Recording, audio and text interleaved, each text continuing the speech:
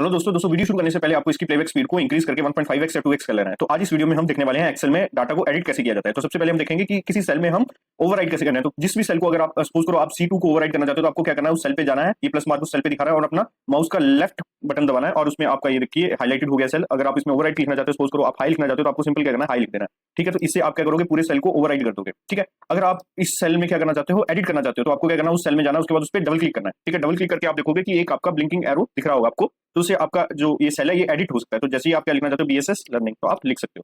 ठीक है, इसका और शॉर्टकट क्या है, आप विंडो F2 भी दबा सकते हो, तो डायरेक्टली आप देखोगे कि आपका कर्सर जो है वो ब्लिंक कर रहा है। इसका मतलब आपका सेल जो है वो एडिट होने के लिए रेडी। तो सेकंड टॉपिक अब हम देखने वाले हैं फाइंड।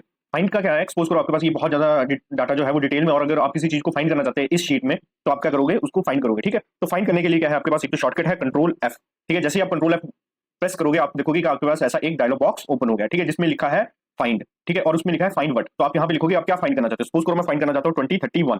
ठीक है, तो जैसे ही मैं 2031 करूंगा और इसमें ये मेरे को ऑप्शन दे रहा है कि विद इन शीट, मतलब इस शीट में देखना चाह रहे हो कि पूरी वर्कबुक में देखना चाह रहे हो। तो अभी मैं सिर्फ शीट कर रहा हूँ।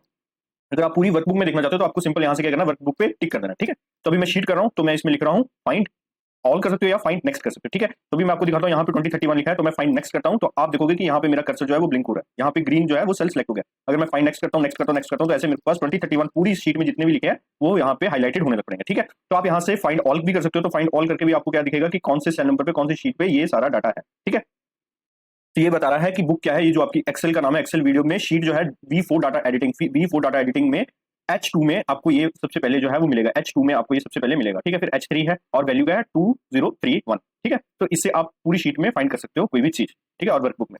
और अगर आपको लॉन्ग कट मेथड जाना है तो आपको क्या करना है, होम पे जाना है, होम पे जाने के बाद आपको फाइंड एंड सेलेक्ट में जाना है, तो यहाँ पे आप फाइंड देखोगे और सेम आपके पास डायलॉग बॉक्स ओपन हो जाएगा। ठीक है, अब अगर आपको कोई चीज सपोज करो, अगर मैं इस 2031 को रिप्लेस करना चाहता हूँ 2032 के साथ, ठीक है, तो या तो आपके पास एक मेथड ये है कि ये ऐसे कर लो आप। अगर आप चाहते हो कि आपके पास बहुत सारा डाटा है और आप उस, जैसे ये 2031 बहुत सारा है, ठीक है, ये अलग अलग शीट्स में भी हो सकता है, तो आप इसको चाहते हो कि इसको आपको चेंज करना है। ठीक है, 2031 को आपने 2032 में करना है, तो सबसे पहले आप क्या करोगे, कंट्रोल H दबाओगे। ठीक है, तो वैसे तो आप देखो फाइंड करोगे कि फाइंड के साथ ही रिप्लेस है। ठीक है, तो फाइंड के लिए कंट्रोल F है और रिप्लेस के लिए कंट्रोल H है। अगर आपको एक याद रखना है तो कंट्रोल F याद रखो और रिप्लेस में चले जाओ। तो ये बोल रहा है फाइंड व्हाट 2031, हमने बोला कि हमें 2031 देखना है और रिप्लेस किसके साथ करना है, 2032 के साथ इसको रिप्लेस करना है। ठीक है, अब ये नेक्स्ट ऑप्शन सेम पूछ रहा है कि विद इन इस शीट करना है कि पूरी शीट में करना है, तो मैं बोलता हूं मैं इसी शीट में करना चाहता हूं। ठीक है, तो आप एक चीज देख सकते हो कि आप एक एक करके भी रिप्लेस कर सकते हो। अगर मैं एक अभी देखो, जैसे ही मैंने ये लिखा कि क्या रिप्लेस करना, तो ये पूरा जितना भी है 2031 ये यहाँ पे हाईलाइटेड हो गया। ठीक है, तो आप एक एक करके भी रिप्लेस कर सकते हो। पहले मैं एक एक करके दिखाता हूँ, फिर आपको मैं रिप्लेस ऑल करके दिखाता हूँ। जैसे ही मैं रिप्लेस 1 पे करता हूँ तो आप देखोगे कि यहाँ 2032 एक रिप्लेस हो गया। ठीक है, ऐसे ही मैं सारे को भी एक बार में रिप्लेस कर सकता हूँ। आपको क्या करना है, रिप्लेस ऑल। तो ये लिख रहा है all done we made 10 replacement, तो ये बोल रहा है कि हमने 10 रिप्लेसमेंट 2031 जो थे 10 टाइम्स थे और उसको 2032 कर दिया है, तो ये ओके कर देना। तो आप देखोगे कि आपका 2032 जो है वो रिप्लेस हो गया। ठीक है, अगर आपको ये शॉर्टकट याद ना रहे कंट्रोल F या कंट्रोल H का, तो आपको क्या करना है, होम टैब पे जाना है और होम टैब पे सेम जगह पे आपको जाना है फाइंड एंड सेलेक्ट, और फाइंड सेलेक्ट पे रिप्लेस पे क्लिक करना है, तो आपको ये दिखेगा। ठीक है, आपको एक बात याद रखनी है कि सपोज करो आपको यहाँ पे ये ऑटोमेटिकली आपको कंट्रोल H का आप देख रहे हो कि आपको ये दिखा रहा है कि इसका शॉर्टकट भी है। ठीक है, अब मैं आपको एक चीज दिखाता हूँ, एडिट फंक्शन और एडिट फॉर्मूला। ठीक है, सपोज करो अभी मैं यहाँ पे इसको काट देता हूँ, तो आप देखोगे कि मैं अगर इनका सम करना चाहूँ तो मैं क्या करूंगा, यहाँ पे जाऊंगा और यहाँ पे आपको ऑटो सम का ऑप्शन दिखाई दे रहा होगा होम पे जाके। ठीक है, तो जैसे ही मैं ऑटो सम का करूंगा तो ये देखो ये ऑटोमेटिकली जो है क्या कर रहा है, इस पूरे रेंज को सिलेक्ट कर दे रहा है। ठीक है, और जैसे ही मैं एंटर मारूंगा तो ये मेरे को यहाँ पे सम दे रहा है 365।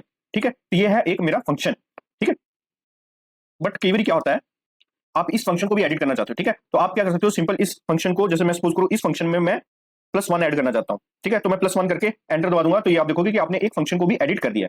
ठीक है, और आपके पास ये पहले से आपके पास फॉर्मूला है, फंक्शंस है। अगर आप अपना फॉर्मूला जनरेट करना चाह रहे हो तब भी आप कर सकते हो। तो यहाँ पे मैं आपको फॉर्मूला दिखा देता हूँ कि मैंने क्या किया है, इन सारे सेल्स को क्या किया है, ऐड किया है। ठीक है, is equal to I2 I3 I4 I5 I6 I7 I8 I9 I10 11 12 13। ठीक है, इनको सारों को ऐड किया है। ठीक है, अब मैं क्या चाहता हूं, मैं इसको ये क्या मैंने किया, एडिट फॉर्मूला बनाया, मैंने अपना फॉर्मूला बनाया। ठीक है, तो अगर मैं इसमें 20 ऐड करना चाहूं तो मैं +20 करके इस फॉर्मूले को भी एडिट कर सकता हूं, तो जिसका सम क्या आ गया हमारे पास 385।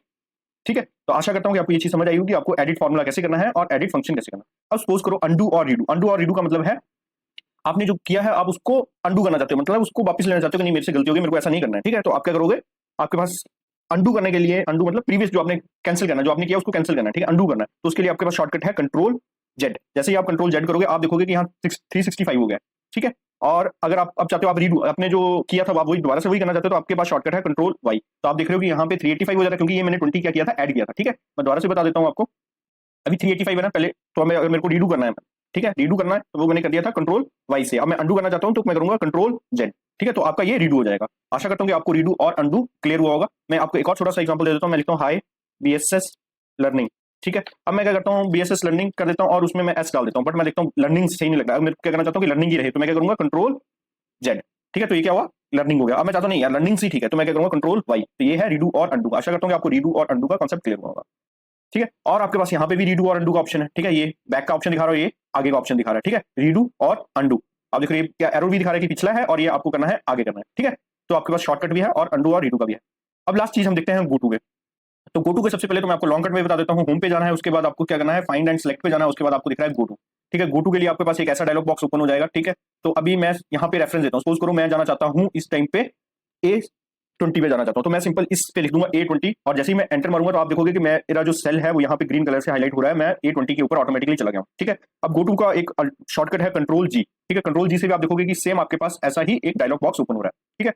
अब आपके पास इसमें स्पेशल ऑप्शन भी आ जाते हैं, मोर फीचर्स भी आ जाते हैं। अगर आप गो टू के ऊपर जाते हो, यहाँ पे स्पेशल पे क्लिक करते हो और यहाँ पे आप देखते हो कि आप कहाँ पे जाना चाहते हो, जहाँ पे इस पूरी शीट पे ब्लैंक्स है, तो आप क्या करोगे, सिंपल ब्लैंक्स पे टिक करोगे और ओके करोगे, तो आप देखोगे कि इतने इतने एरिया में जितने भी ब्लैंक्स हैं वो हाईलाइटेड हो गए, ठीक है। आप कंट्रोल जी करिए, आपके पास और भी ऑप्शन है। अगर सपोज करो आप फॉर्मुला में जाना चाहते हो कि जहाँ पे फॉर्मुला है उस सेल्स को हाईलाइट करना है, तो आप क्या करोगे, फॉर्मुला पे जाके ओके करोगे, तो आप देखोगे कि यहाँ दो जगह पे आपकी शीट पे क्या लगा है, फॉर्मुला लगा है, ठीक है। तो ये जो है ये एडवांस फीचर है आपके गो टू पे, और यहाँ पे आप जाके अपने अकॉर्डिंग इसको यूज कर सकते हैं। आशा करता हूँ कि आपको ये डाटा एडिटिंग का वीडियो लाइक पसंद आई होगी। अगर कोई भी इसमें आपको कोई डाउट है या आप चाहते हो कि इस वीडियो को ऐसा बनाया जाए, तो आप कमेंट कीजिए, मैं उसको जरूर इंप्लीमेंट करूंगा।